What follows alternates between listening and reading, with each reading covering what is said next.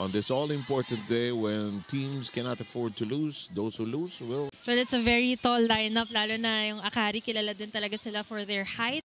PBL eliminations, they did not drop a single game. In the meantime, we are underway. First attack is in progress. Bang already at work. Chamson is there. Bonafé. And the attempt of Villena is outside. You see the coming of the errors of Akari. Oo nga, no? Hindi man lang offensive attacks talaga eh. Eto, malinaw. Soltones, sabi niya, gusto mo na attack, eto. And you know her form, it's always such a beauty to watch. Look at that. Full swing. Hindi na siya na halos nakakalaro eh. Doon lang siya, papasok siya paminsan-minsan para mag-serve. Bonafé, set up job. Soltones appreciating her work, brings her team within 2. You know, get that usual pace out from the Angels. Mula nung 14-13 na 7-1 run na ang Akari until that moment. Ellie and certain teams should just wait for her time, wait for her chances. Ooh! Ikaw, between a block and a spike, anong mas satisfying? Sa mga timeouts niya, play talaga, specific plays ang kanyang... may call siya agad. One up, may tawag eh. Why not? Diba? Sakto. Second set point. Again, the winner of this match will have a date with Signal. Nakaka-4 na set point nito mga Akari, no? Chamson. Ganda ng kuha ni Danny Ravenna. And we are tied again. Lalim.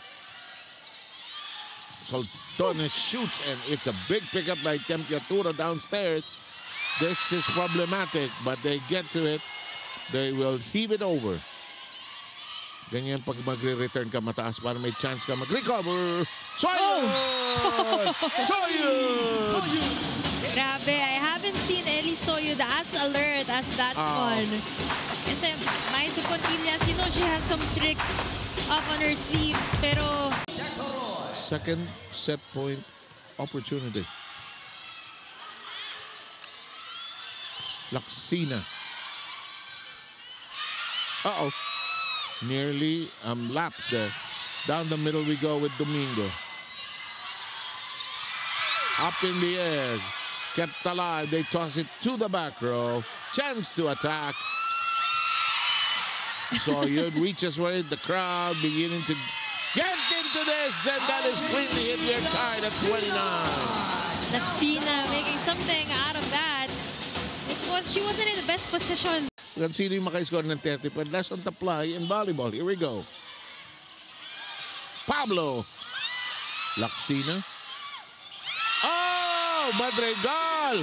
And Bonafé conniving nicely. Look at Coach Tina Salak. Kasi pagka naglalaro ka, pwede ka tumakbo. Parang maka-carjack na si Camille. Oh, that's inside, and we're gonna take a while here. Myla Pablo, again, kahit ilista nyo yung down the line, her efficiency on that angle is just top. Can they get this now after 6 set point opportunities? Good hand by Ravenna. Laksina. And look at this, Sakari finally ends that protracted battle at 32-30. Wow! Point of the set, at least sa inyo, matagal bago ko nasabi ito. Point of the set brought to you by Myra Bivaita.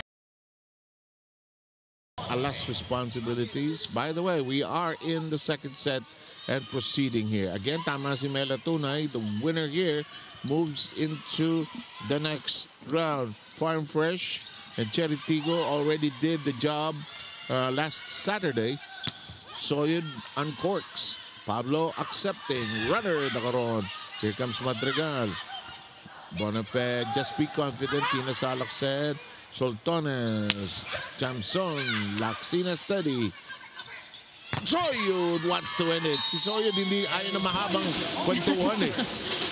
And Ellie Soyud picking up her game. She's had a couple of errors in the first set, but you know she was also on the... And Soyud already leading the pack together with Laksina with 9 points each. Chamson. Oh, Ravenna says, gotcha. Back row, Pablo at work. Nice toss. One hand on it. Soyud says, let's heave it over. Pablo swings. Off the block. Alive. No whistle. We play on. Chamson denied. Pablo succeeds as we send it to Alexis Tinsay. Dikit na dikit itong dalawang ito. Chamson. Bonafé. Laxina. Yes. Pag cross court, she's in a good place. And you know na the chances are high na she's gonna go for the cross dahil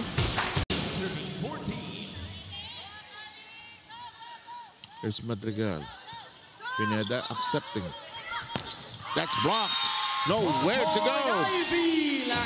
ball put up by Ivy Laxina instead Domingo. Good job on the close. Dacoron serve in action. Soyud tries this time and makes it safely inside parameters here. 19-16 now. Petro got his set number 2. It was Akari who's been setting the pace for the match. But Myla Pablo going crazy here with their production. Point production lamang pa rin sila pagdating sa opensa kontra sa Petrogas. Sultanes has scored 9. In play, it is playable. It becomes an opportunity for Victoria to celebrate. Sabil Victoria, muntik pa mawala sa balance eh. We can take another peek at that. Wala ni Victoria sa sarili niya just to avoid the net. And now it's Madrigal who goes to work. Yung serve ni Sid ang may diin eh. Whoa!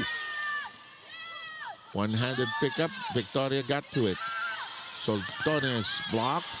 Domingo kneeling down. Sultanes tries again. Shoots it against the hands. Good one-hand ground pickup. Oh, when you're lucky and you are industrious, the luck can be created.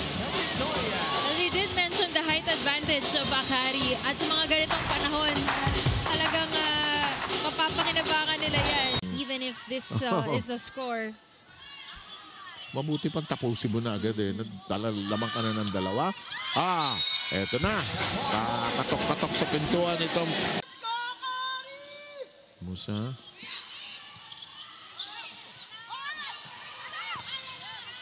Tataas ulit. One more time around the block. No. Not yet. You knew Jonah had her eyes. That's also something very nice for Bonafé to adapt as a young developing setter here for the team. Almost scoring a point there. Yeah, because that was the intention from the timeout. What a way to end set number 2. Look at the way Greta Sultanes avoided match against Charity. So yung mga veterano na team talagang napapahirapan nila. Kaya they need to close out here in the third set to avoid those kinds of situations again. Layo. So yeah, what's any? Layo. If they win and they have a 2-set to love lead, they will play Signal on Thursday right here. Big dig up by Ravenna. Off hands now. Chisayat sends it to the open, and that shot is a touched ball. Mag-isa ka, you need help of the others para maayos kung sino talaga ang gets the point. In the meantime, action, oh boy, that is sent outside. Alexis will join us. Ironic din eh, because you have all these big veterans here on your team, and usually yung laban and that fire, it's more in it kapag ka mga veterano. But speaking of, Joy Dacoron scoring off that quick hit. Brian was concerned about the way the ball was getting to Chisayat. In the meantime, a foiled attempt there. Sultanes shoots. Dacoron. Well done. Blockers for Myla Pablo. That's a big no-no, whether it's from an off. Still up by 3.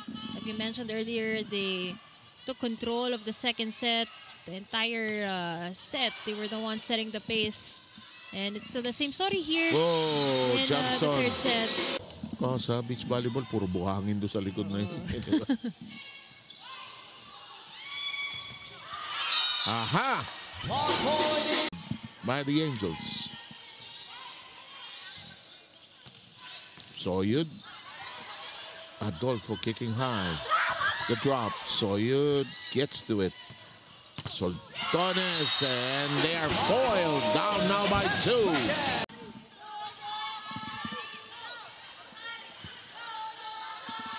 Naku, hindi naka-atake. Soyud denied.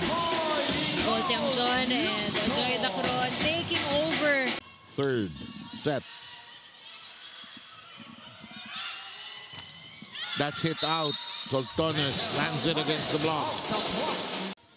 Imagine the height difference between Dacron and Tagaod, the single block pa.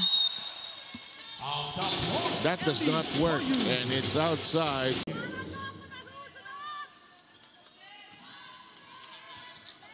Close to the net. The zip, the whip, and the score by Myla Pablo.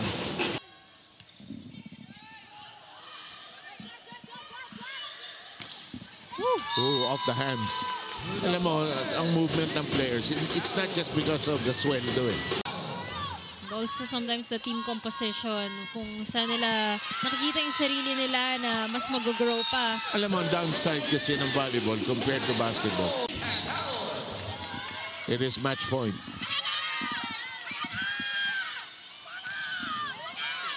Chance.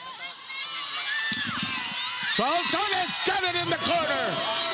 And Akari will set a date to the next round. Retzel Soltones